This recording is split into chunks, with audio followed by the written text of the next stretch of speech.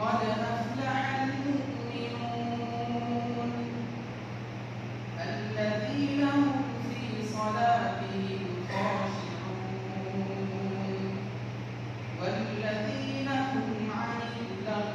معرضون والذين هم للزكاة فاعلون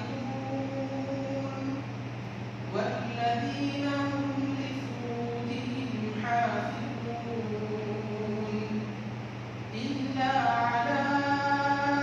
أزواجهم أو ما ملكت أيمانهم فإنهم غير ملومين